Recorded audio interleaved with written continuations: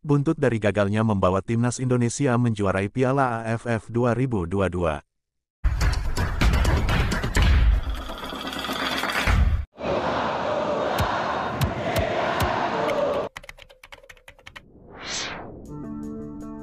Erick Thohir, calonkan diri sebagai Ketua Umum PSSI, periode 2023 sampai 2027.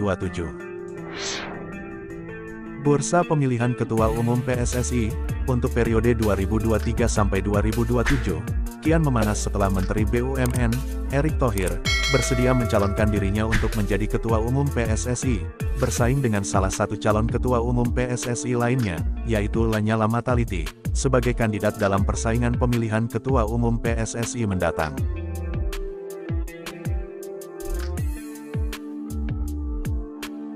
Minggu, 15 Januari, sekitar pukul 11 WIB, Erick Thohir akan mengembalikan formulir kesediaan, dicalonkan menjadi Ketua Umum PSSI, ke kantor PSSI, ujar Hassani Abdul Ghani.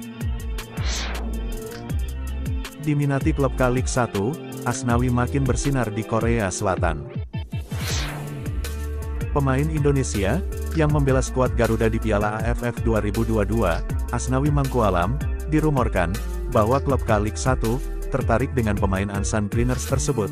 Kabar itu dihembuskan oleh pengamat sepak bola Korea Selatan, Ross Davis, dalam akunnya @K-League_English, bahwa klub Liga Utama Negeri Ginseng, Jeju United, tertarik dengan Asnawi Mangkualam untuk mengisi kuota pemain asing Asia mereka.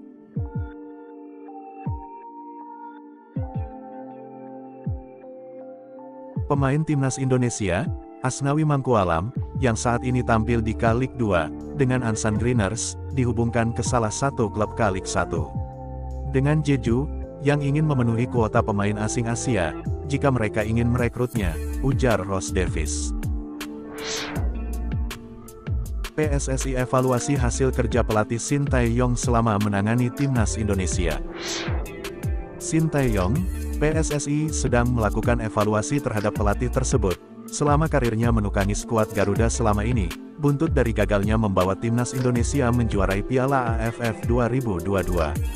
Direktur Teknik, Indra Syafri, diutus PSSI, untuk berbicara kepada pelatih Shin Tae-yong, membahas dan mempelajari, mencari masalah apa saja yang harus diperbaiki ke depannya untuk kebaikan timnas Indonesia agar lebih baik lagi. Hasil evaluasi tersebut, nantinya akan menentukan nasib pelatih Shin Tae-yong di timnas Indonesia.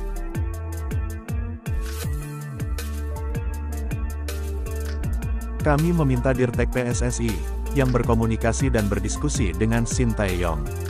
Itu nanti akan ada laporan dari Dirtek, yang akan disampaikan kepada Exco, hasil diskusi dan laporan dengan Shin Tae-yong, ucap Yunus Nusi.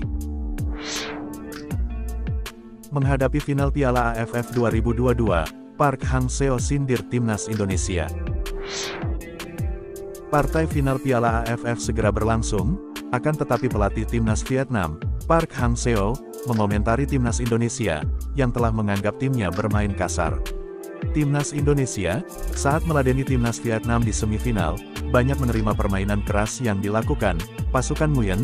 Pasalnya bukan hanya sekali saja, timnas Indonesia dikasari para pemain timnas Vietnam. Bahkan, dalam setiap pertandingan yang mempertemukan kedua tim tersebut, timnas Vietnam sering melakukan provokasi terhadap pemain timnas Indonesia.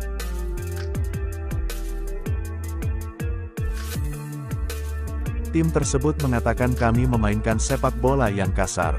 Tapi saya pikir hanya satu tim yang banyak bicara. Saya tidak tahu apakah prediksi saya benar. Jika benar, pasti tim itu, kata Park Hang-seo, dilansir dari 24h. Pemain langganan timnas Indonesia U20, yang menjadi andalan Shin Tae-yong. Pemain andalan timnas Indonesia U20, yang sering dijadikan starter oleh pelatih Shin Tae-yong, mereka ialah Marcelino Ferdinand. Pemain Persebaya Surabaya ini memang sangat diandalkan oleh pelatih Shin Tae-yong di timnas Indonesia U20. Bukan hanya itu, Marcelino Ferdinand juga sering dipanggil untuk mengisi skuad senior Indonesia. Lalu, ada Cahya Supriyadi, kiper utama timnas Indonesia U20. Pemain ini adalah andalan pelatih Sintayong. Ketangguhannya di bawah mister gawang timnas Indonesia U20 tidak perlu diragukan lagi, tetapi sayangnya cedera yang sering melandanya membuat karirnya terhambat untuk panggilan ke timnas senior. Berikutnya ialah Muhammad Ferrari, pemain belakang Persija Jakarta ini tidak tergantikan di lini belakang timnas Indonesia U20. Ferrari juga sempat dipanggil Sintayong saat melawan Curaçao di FIFA Matchday Timnas Indonesia Senior. Dukung dan doakan para punggawa timnas Indonesia dalam setiap perjuangan mereka untuk kebanggaan negara tercinta. Bravo Indonesia!